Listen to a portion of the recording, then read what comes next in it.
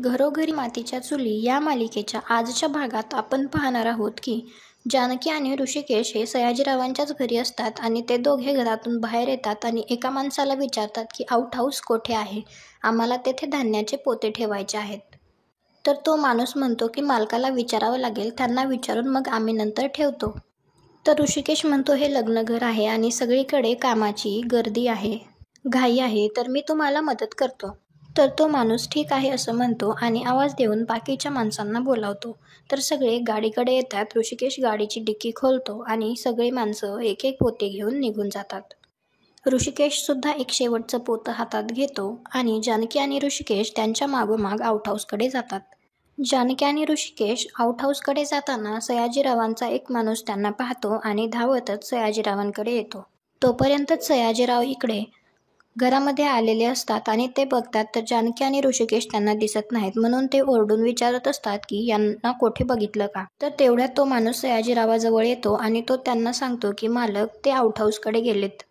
तर सयाजीराव त्याला म्हणतो, तुमचे डोके फिरलेत का, कशाला त्यांना तिकडे जाऊ दिलं.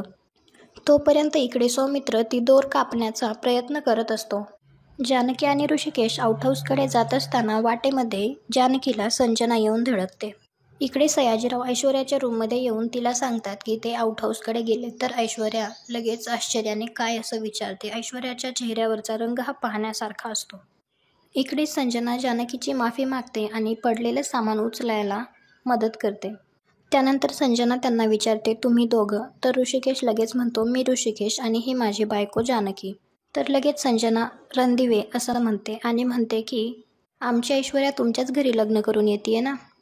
तर ऋषिकेश हो म्हणतो. तर लगेच जानकी तिला विचारते, आपण कोण. तर संजना म्हणते, मी ऐश्वर्याची मावस बहीण संजना. आणि संजना त्यांना आत यायला सांगते. तर जानकी लगेच म्हणते, नाही नाही, आमचं एक काम आहे ते मार्गी लावायचे. तर संजना म्हणते, मी हेल्प करू का. तर ऋषिकेश म्हणतो, नाही नको, आमचं झालंयच काम, आम्ही आता निघतोय. आणि दोघे तिथून गडबडीने यायला लागतात. इकडे शर्वरी आईला येऊन म्हणत असते, चल ना आपण करूया सुरुवात, ती मुलगी पण आलीये. तर आई म्हणतात, थांब जानकीला येऊ दे. तर लगेच आजी म्हणतात, कशाला. तर आई म्हणतात, अगं असं काय करतेस, आता येईल जानकी, ती आली की सुरी करूया. तर आजी म्हणतात, मला माहिती आहे ती तिथे का गेलीये, ती कसली येतेय. तर लगेच आई म्हणते, का गेलीये म्हणजे धान्य द्यायला गेलेत ना, सांगूनच गेलेत दोघं, तुझं काय आणखी मध्ये. तर आजी विचार करतात, आता नको, त्या दोघांना येऊ देत, नानासाहेबांच्या समोरच सांगते सगळं. तर शर्वरी चल ना म्हणत असते आईला. तर आई म्हणते, मी तोपर्यंत ओवीला तयार करते, तोपर्यंत जानकीसुद्धा येईल. आई तिथून निघून जाते. तर शर्वरी आजीला म्हणते, कशासाठी थांबायचं आहे त्या जानकीसाठी. तर लगेच आजी म्हणतात, मुलगी आली आहे ना माहेरी, माहेर वाशिनीचा मान पहिला, तू जा तुझं काम कर, आवर. मग शर्वरी तिथून निघून जाते. इकडे जानकी आणि ऋषिकेश आउट हाऊसमध्ये आलेले असतात, पण तिथे कोणीच नसतं. जानकी सौमित्रला इकडे तिकडे शोधत असते. इकडे सयाजीराव सुद्धा आउट हाऊसकडे जाण्यासाठी निघालेले असतात. इकडे ऋषिकेश जानकीला म्हणतो, इथे तर कोणीच नाहीये. सयाजीराव सुद्धा आउट हाऊसमध्ये येतात आणि ते ऋषिकेश आणि जानकीला पाहून ऋषिकेशला मोठ्याने म्हणतात, ऋषिकेशराव. तर लगेच ऋषिकेशच्या हातातील ते पोतं खाली पडतं. तर सयाजीराव ऋषिकेशला म्हणतात, आम्ही तुम्हाला तिथं बसायला सांगितलं होतं, तर तुम्ही इथे आलात, ते पण धान्य घेऊन स्वतः, आम्ही आहोत की इथं. तर ऋषिकेश म्हणतो, काका त्यात काय एवढंसंच तर काम आहे, म्हणलं झटपट मार्गी लावू आणि घरी जाऊ. बरं मला सांगा, हे पोतं कुठं ठेवू. तर लगेच सयाजीराव म्हणतात, हे एवढंसंच काम होतं का काही बघायचं पण होतं. तर जानकी आणि ऋषिकेशला तर आश्चर्यच वाटतं. तर लगेच सयाजीराव म्हणतात, अहो मी मस्करी करतोय, आणि दुसऱ्या माणसाला सांगतात की यांच्या हातातील सामान घे. तर लगेच ऋषिकेश म्हणतो, आम्ही इथे काय बघायला येणार. तर सयाजीराव म्हणतात, ऋषिकेशराव मी तुम्हाला आल्यापासून बघतोय, तुम्ही इथं फक्त धान्य ठेवायला नाही तर काहीतरी शोधायला सुद्धा आलाय. तर लगेच ऋषिकेश म्हणतो, काका तुम्ही काय आज ओळखता का आम्हाला, आमचं असं मागं काही नाही, सगळं समोरासमोर असतं, तडकाफडकी. तर लगेच सयाजीराव म्हणतात, नक्की ना, का आडून मनात दुसरं काही आहे. तर ऋषिकेश म्हणतो, तसं काही नाही, तुम्ही बिनगोर राहा. तर सयाजीराव म्हणतात, आम्ही बिनगोरच आहे, तो घोर लागतोय तो आमच्या शत्रूला. जानकी आणि ऋषिकेश एकमेकांकडे बघतात आणि त्यानंतर सयाजीराव हसतात आणि म्हणतात की बरं ठीक आहे, आता तुमचं काम झालं असेल तर निघा. आमच्या घरी मेहंदीचा कार्यक्रम आहे, म्हणजे तुमच्या घरी पण असणारच की. तर लगेच ऋषिकेश जानकी असं म्हणतो, तर जानकी तिच्या हातातील पोतं दुसऱ्या माणसाच्या हातात देते आणि ते दोघे निघतात. इकडे ऐश्वर्या आणि संजना एकमेकींशी गप्पा मारत बसलेल्या असतात. ऐश्वर्या संजनाला म्हणते, तू टाईममध्ये येऊन मला वाचवलंस, थँक्यू सो मच म्हणून तिला मिठी मारते. तर संजना म्हणते, थँक्यू काय त्यात. ते दोघे जरा मला वेगळेच वाटले, त्यांची नजर काहीतरी शोधतीये असं वाटलं. इकडे सौमित्र गुपचूपपणे खिडकीतून पळून जात असताना त्याला ऐश्वर्या पाहते आणि ऐश्वर्या त्याला म्हणते, कुठे पळतोयस? तू या ऐश्वर्याच्या तावडीतून कधीच पळू शकणार नाहीस. तेव्हा इकडे सौमित्राला समोर दादा वहिनी दिसतात. तर लगेच ऐश्वर्या त्याला मोबाईलमध्ये एक व्हिडिओ दाखवते. त्यात अवंतिकाच्या मागे एक गुंड चालत असतो. तर ऐश्वर्या त्याला म्हणते, माझा माणूस ऑलरेडी हिच्या मागावर आहे, तू जर काही बोललास तर गोळी सुटलीच म्हणून समज. मग ठरव आता तुला काय करायचंय ते. पळायचंय का? पळ ना. तर संजना ऐश्वर्याला सांगत असते, म्हणूनच मी त्यांच्यामध्ये आले आणि मला असं वाटतं की आता तुझं काम झालेलं असावं. तर ऐश्वर्या लगेच म्हणते, हो माझं काम झालंय म्हणून तर मी तुला एवढं थँक्यू म्हणतीये. तर संजना म्हणते, मोठं थँक्यू नंतर म्हण, पण मला सांगशील का की हा सगळा काय प्लॅन आहे? तर ऐश्वर्या म्हणते, मला जे हवं आहे ना ते मिळवायचा हा प्लॅन आहे. म्हणजे बघ ना, मी पण तुझ्यासारखीच हट्टी आहे. म्हणजे बघ, तुझ्या आयुष्यात जो तुला हवा होता तो तू मिळवलास. माझं पण अगदी तसंच आहे. मला जो हवा आहे तो मी मिळवणारच. तर संजना म्हणते, ओ माय गॉड, म्हणजे हे सगळं असं आहे. तर तुला जे हवं आहे ते सगळं मिळू दे. तर लगेच ऐश्वर्या म्हणते, थँक्यू सो मच. आणि ऐश्वर्या आणि संजना ऐश्वर्याला म्हणते, मला तर तुझं माहिती आहे, एक बार अगर तुमने ठान ली तो ठान ली. आणि दोघी हसतात. तर परत एकदा ऐश्वर्या तिला थँक्यू सो मच म्हणते आणि आय लव्ह यू म्हणते. इकडे जानकी आणि ऋषिकेश गाडीमध्ये परत येत असताना ऋषिकेश म्हणतो, काम तर झालं नाही, परंतु सयाजीरावांना संशय आला. तर लगेच जानकी म्हणते, अहो पण. तर ऋषिकेश म्हणतो, ही खूप मोठी चूक केली ग आपण. सयाजीरावांना मनवता मनवता नाकी 9 आली आणि इतकं सगळं करून सुद्धा सौमित्र तिथे नव्हता.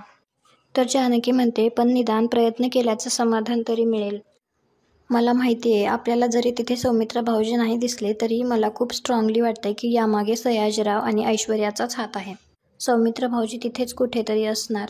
तर ऋषिकेश म्हणतो, मी तुझ्यावर विश्वास ठेवून तिथे गेलो ना, बघितलं ना सगळं, आपला सौमित्र होता का तिथे? इकडे रणदीव यांच्या घरी सुद्धा मेहंदीची सगळी तयारी झालेली असते. तर शर्वरी आईला म्हणते, आई मी आता नाही थांबणार, आणखी किती वेळ वाट बघायची आहे त्या जानकीची. मी मेहंदी काढायला घेणार आहे आता. आणि तसंही तुझ्या गावातल्या मैत्रिणी आल्यानंतर माझा नंबर लागणार नाही.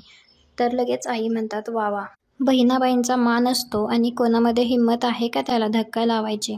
तर नाना म्हणतात, एवढ्यात येतील तुमचे दादा आणि वहिनी, थांबा जरा, सारंग तयार झाला का? तेवढ्यात जानकी आणि ऋषिकेश घरी येतात. तर नाना ऋषिकेशला विचारतात, काय झालं तिकडे? तर ऋषिकेश म्हणतो, अपेक्षेप्रमाणेच पहिल्यांदा त्यांना वाईट वाटलं थोडंसं, आपण तिकडे धान्य घेऊन गेलो म्हणून, पण नंतर त्यांनी ती भेट स्वीकारली. तर आजी म्हणतात, हो पण सौमित्राबद्दल काही समजलं का? सापडला का तिथे? तर नाना म्हणतात, तुम्हाला कळते का आई तुम्ही काय बोलताय ते? सौमित्र पळाला म्हणूनच ही परिस्थिती उद्भवली. सौमित्र त्या सयाजीरावांच्या घरी कसा असेल सांगा तुम्ही. तर आजी म्हणतात, क्षमा करा जावई बापू, मी तुमच्या घरात आश्रित आहे, मला बोलण्याचा अधिकार नाही, परंतु हा तुमचा मुलगा आणि तुमची सून या दोघांनी तुम्हाला फसवलंय. तुमच्याशी खोटं बोलून तिथे गेलेत, विचारा त्यांना.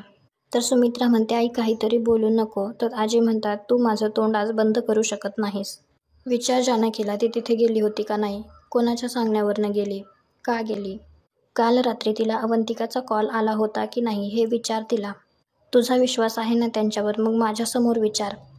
तर आई म्हणते, जानकी अगं आई काय म्हणते, आणि आई तुला कोणी सांगितलं हे सगळं? तर आजी म्हणते, मला कशाला कोणी सांगायला हवं, मी कानाने ऐकले आणि सौमित्राला पळवण्यात कोणाचा तरी हात आहे आणि त्यात सयाजीरावांचा हात आहे असा संशय अवंतिकाला आहे, म्हणून तिने हे सांगायला जानकीला फोन केला होता. विचारा त्यांना. नाना ऋषिकेशला विचारतात, हे खरं आहे का? तर ऋषिकेश हो नाना म्हणतो. आजी म्हणते, ते सगळं खरं आहे आणि म्हणूनच धान्याच्या निमित्ताने आम्ही तिथे सौमित्राला शोधायला गेलो होतो. तर नाना म्हणतात, सयाजीराव कसा आहे ते माहिती आहे ना, साप आहे आणि तुम्ही तिथे त्याच्या तोंडात हात घालायला गेलात, कुणाच्या सांगण्यावरून गेलात. तर आई म्हणते, जानकी तू काहीच का नाहीस बोलत? तर आजी म्हणतात, ती काय बोलणार आहे? तर सुमित्रा म्हणते, आई पुरे झालं आता. तर नाना म्हणतात, थांब सुमित्रा, मला हे कळायलाच हवं. तर नाना विचारतात, हा सगळा काय प्रकार आहे? एका शब्दाने पण तुम्हाला आम्हाला सांगावंसं वाटलं नाही का? तर जानकी म्हणते, नाना असं नका म्हणू प्लीज, हा सगळा गैरसमज झालाय. मी लग्न मोडण्याच्या हेतूने नव्हते गेले. तर आई म्हणते, अगं मग कशासाठी गेला होतात? आणि आपला सौमित्र तिथे होता का? तर जानकी नव्हते असं म्हणते.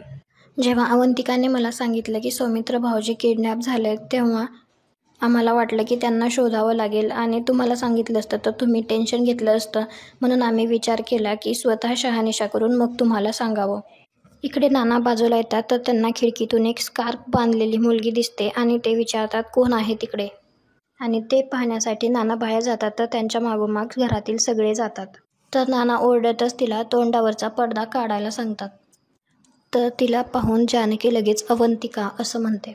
आणि आजचा भाग इथेच संपतो. पुढील भागात आपण पाहणार आहोत की ऋषिकेश नानांना म्हणतो, आता माफ करा ना नाना.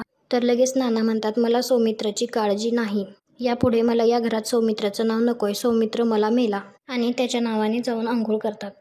दुसऱ्या दिवशी स्टेजवर ऐश्वर्या सारंगला पाडते. त्याबद्दल ऐश्वर्या आणि जानकी बोलत असतात. जानकी ऐश्वर्याला म्हणत असते, जेव्हा सारंग भाऊजी पडले त्या दिवशी सगळ्यात पहिला हात तुझा यायला हवा होता, परंतु तिथे तुझा हात सोडून बाकी घरच्यांचा सगळा हात होता त्यांना वाचवण्यात.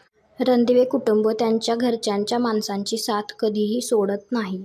तर आजचा हा भाग कसा वाटला ते कमेंट करून नक्की सांगा आणि अशाच नवनवीन व्हिडिओजसाठी आपल्या चॅनलला सबस्क्राईब करा.